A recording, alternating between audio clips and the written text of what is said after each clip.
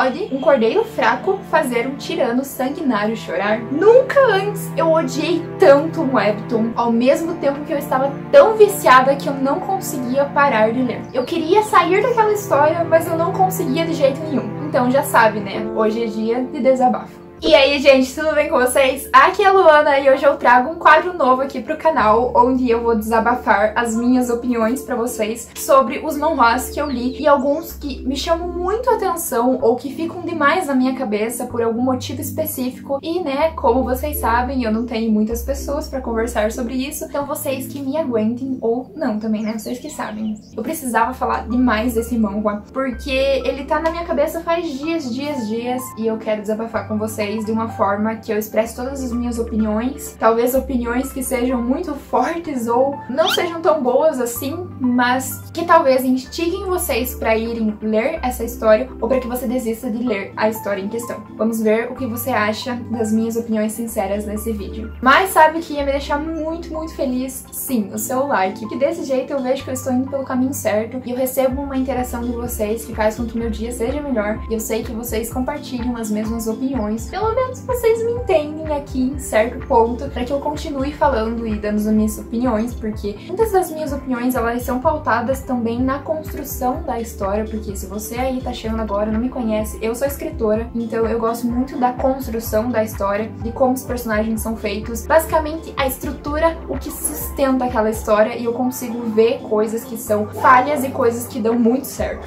Então também, se você não é inscrito, se inscreva, ativa as notificações, tem vídeo toda terça e sábado aqui no canal, com quadros novos, opiniões, curiosidades, tudo aí dentro do nicho de manhwas, de época principalmente, e hoje o manhwa não é diferente, e ele se chama Seven Words Tyrant's Tears, que numa tradução é Sete Maravilhas e as Lágrimas do Tirano. O que eu achei disponível em português e foi o que eu li, foram 30 capítulos, você encontra também em espanhol. Eu não avancei mais nessa história porque os 30 capítulos que eu li que estavam disponíveis já foram suficientes para acabar com o meu psicológico e eu não tive mais força para ir ler em outra língua porque talvez eu me arrependesse e eu falei assim, é o que tá traduzido, é o que eu vou ler. Segura aí um pouco a bunda porque, meu Deus do céu, gente, essa história aí, se você já leu, comenta aqui embaixo, eu já li, ou se você vai ler, comenta aí, eu vou ler. Se eu não me engano, em espanhol você encontra pelo Las Lágrimas de um Tirano, mas eu deixo aqui na descrição bem certinho para você procurar essa história. Então vamos começar com uma breve sinopse sobre o que é essa história. Basicamente vai acompanhar a vida de uma protagonista que ela está amaldiçoada. E é dito também que ela está em uma terra de sonhos. Isso aí já vai ser gatilho para você aí pegar e ativar o seu sensor de fantasia ao máximo, porque vamos ter tantos fatos ali que brincam com a magia que eu achei incrível. Então é dito que ela está em uma terra de sonhos, que para ela sair daquela terra, para ela voltar para sua casa, voltar para o seu mundo, ela necessariamente precisa tirar as lágrimas da primeira pessoa que ela visse naquele mundo novo. Então, quando ela abre os olhos, ela acaba por ver o tirano Arangue. Aí que tá o negócio. Esse tirano, ele é muito sanguinário, ele é uma pessoa terrível, ele faz muitas coisas que fazem com que você odeie muito ele é muito cruel. E aí a gente tem o conflito dessa história, que vai ser muito complicado pra você seguir uma linha de raciocínio, pra você torcer pra um personagem, pra você torcer pra outro, vai ser muito difícil, porque o conflito da história é a nossa protagonista, ela está amaldiçoada e ela está em uma terra de sonhos, e o objetivo dela é voltar pra casa. Pra ela voltar pra casa, ela precisa tirar as lágrimas desse tirano, precisa fazê-lo chorar. Agora eu te pergunto, se um tirano desse iria chorar de forma tão simples? Não. Então é um conflito muito complicado que vai nortear todas as escolhas, todos os pensamentos que você pode ter dessa história. Outro fato muito interessante dessa história é que eu acho que ele é um manhwa. Ele é de origem chinesa pelas minhas pesquisas, mas ele não aborda a cultura chinesa. Ele vai abordar um outro tempo, que vai ser lá pelo Império Persa. Muitas das roupas, pra mim, remetem à Índia. Vai ter construção de mausoléus, como, por exemplo, o Taj Mahal é um mausoléu onde naquele tempo antigo era comum esses tipos de construções, então é uma cultura totalmente diferente da chinesa, da europeia, que você está acostumado a ler. Dado essas primeiras informações para vocês, agora eu vou entrar nos personagens. A nossa protagonista é a Lesha, e o fator determinante que contribui ainda mais para o conflito dessa história é que ela é muda, então é muito complicado. Gente do céu, eu nunca tinha lido uma história onde a protagonista não podia falar. É muito difícil, porque ela tem que expressar a sua opinião e ela não consegue falar. E você se sente até mal por ela. No começo dela, ela é muito fraca, mas um ponto interessante sobre ela é que ela tem um alto grau de aprendizado. E é isso que faz com que ela sobreviva ao arco e flecha. A minha opinião sincera sobre a cena do arco e flecha é um pouco conflitante, porque eu acho que não foi a melhor decisão do autor, porque não faz muito sentido. Como que a Alessia, que é uma protagonista fraca, sem músculos, e eu não digo fraca apenas de mentalidade, mas principalmente de corpo, como ela poderia ao menos puxar um arco, tá? Um arco você precisa de força pra você puxar, né, a cordinha dele e conseguir atirar uma flecha. Então quando a Alessia, no começo da história, escolhe provar o seu valor através do arco e flecha, eu achei uma decisão meio complicada. Ela não tinha nenhuma chance de fazer aquilo, a menos que o autor forçasse essa ação goela abaixo dos leitores. Mas a gente descobre, e aí eu acho interessante que a justificativa para ela conseguir passar pela prova de arco e flecha é que ela tem uma capacidade de aprendizado muito acima da média. Eu ignoro essa falha de roteiro, na minha opinião, mas eu acho ok ainda, e eu acho que justifica o porquê ela faz muitas coisas e porquê ela escolheu o arco e flecha. E outro fato muito importante para essa trama é que ela é uma garota borboleta. Garotas borboletas fazem parte da mitologia daquele reino e é uma espécie diferente, ela não é considerada um ser humano e isso é muito importante para a trama da história. O segundo personagem muito importante é o tirano, que eu não sei se pronuncia o nome dele desse jeito, que é a Rangi, mas enfim, ele é o tirano principal da história, porque sim, temos personagens muito terríveis nessa trama, mas o nosso tirano em questão, que é o foco da protagonista, porque ela precisa das lágrimas dele pra voltar pra casa. No começo da história, ele é mais novo, tem por volta do que 13 anos, e ele já é uma pessoa horrível. Uma pessoa do tipo, você não fez o trabalho que eu mandei você fazer, então eu corto sua mão fora pra que você não possa fazê-lo outra vez, e eu também vou tirar o seu ente querido, porque você acha que o meu luto é uma brincadeira. Então é muito difícil você aceitar aquele tipo de personagem. Mas confesso pra vocês que eu não consegui odiá-lo no começo da história. Eu tentei dar uma chance pra ele e fui com a mente aberta, porque eu sabia que ele seria um tirano muito sanguinário. Eu consegui não odiá-lo no começo, mas depois de tantas coisas que ele fez, eu acabei por odiar esse personagem. E assim, em um nível de que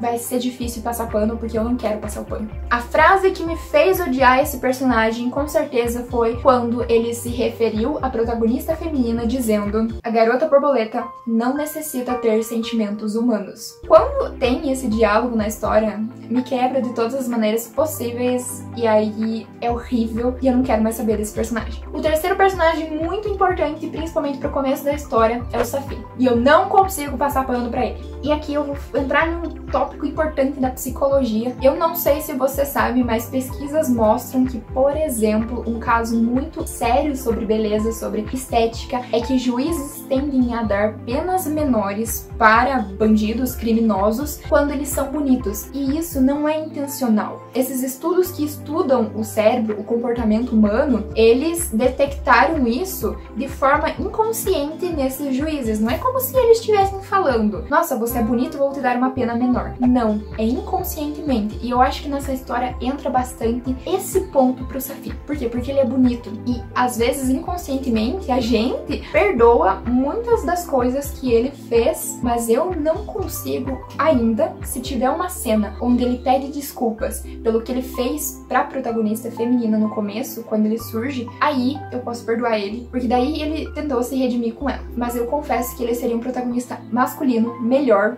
do que o tirano, porque ele cuida da protagonista, ele se importa com ela, se importa com os sentimentos, dá a escolha pra ela até ela traí-lo. Aí a gente tem outros personagens que não são tão relevantes pro que eu quero falar aqui pra vocês, sobre o que eu quero desabafar. Sobre a trama em si do manhwa. Por que eu quis parar? Vamos falar primeiro desse ponto. As mulheres são muito objetos nesse tempo. Talvez não seja a maldade do autor escrever daquele jeito, só que isso me incomoda muito. Por exemplo, um ponto muito importante é que a beleza delas importava muito mais do que o seu próprio caráter, a sua própria voz. Eles não estavam nem aí pra mulher. Ela era realmente um objeto de troca, de possuir. Mas eu acho que o autor, ele quer mostrar esse lado da sociedade como era muito tempo atrás, mas também ele faz uma crítica que eu acho maravilhosa e que ele usa uma espécie de metáfora para explicar sobre a beleza da mulher na sociedade. Por exemplo, em um buquê de rosas muito bonitas, a primeira rosa a ser tirada é a que mais se destaca. Só que a primeira rosa a ser separada do buquê ou a ser tirada de um jardim é a primeira que morre.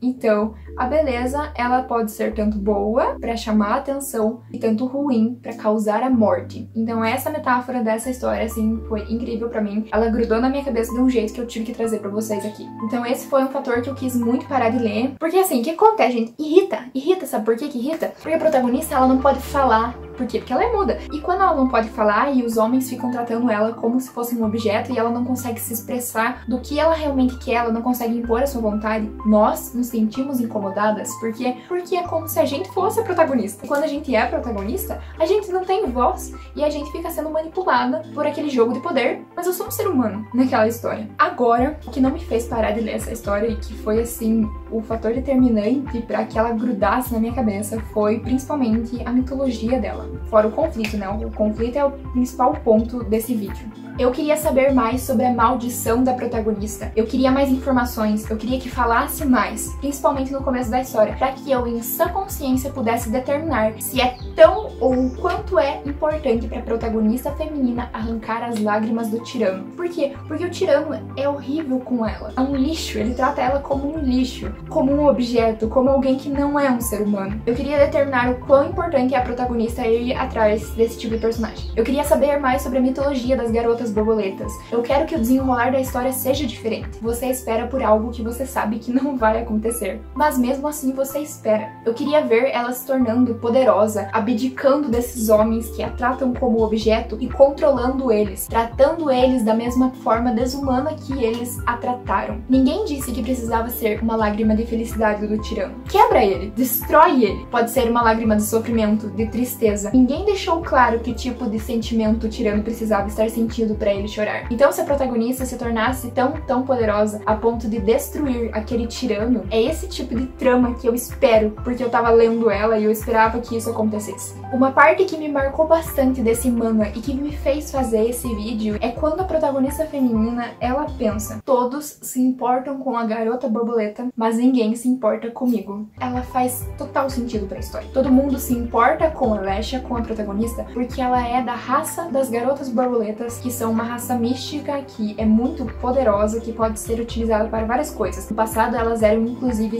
assassinas. Todo mundo vai atrás dela porque ela é essa garota. Ninguém se importa realmente com quem ela é. Ninguém está preocupado com se ela está amaldiçoada, se ela está em um mundo que não é o dela, se ela está infeliz, se ela está triste. Ninguém se importa com quem ela realmente é. E isso dói. A maneira que todos tratam ela. Não que a protagonista feminina seja perfeita. Muito pelo contrário. Ela faz muitas coisas erradas, ao meu ponto de vista, coisas que irritam os leitores, coisas que me irritam. Por exemplo, ir atrás do tirano e trair um dos personagens que não merecia ser traído, por mais que ele tenha feito uma coisa que eu não passo pano, que é o Safi. Quando ela trai ele, eu achei que ele não merecia aquilo. Eu sinto até raiva da protagonista, mas como eu falei, esse é o encanto da obra. Como é que você vai sentir inteiramente raiva dela se o objetivo dela é buscar as lágrimas daquele homem horrível pra voltar pra casa? Ela precisa ir atrás dele. Ela precisa estar perto dele para conseguir o seu objetivo. Se ela não o ajudar, se ela não estiver do lado dele, ela nunca vai conseguir ir para casa. E ela tá num mundo horrível, que tratam as mulheres de forma hedionda, onde ela não pode nem mesmo falar. Então, se você estivesse na situação dela, você não iria querer voltar para casa? É muito difícil você se posicionar e dizer que o que ela tá fazendo é errado e que ela deve viver feliz com o Safi, por exemplo. Que ela deveria abandonar o tirano e viver com o Safi. Mas se ela fizer isso, ela desiste do conflito da história. Ela desiste do objetivo dela e ela nunca vai voltar pra casa. Mas vai que é muito importante que ela volte pro mundo dela. Ademais, fica ao seu critério ler essa história. Porque ela é muito criativa e fora da curva. Isso a gente não pode negar. Você não vai encontrar clichês nessa história. Mas talvez ela destrua a sua paciência lendo. Então decida com sabedoria.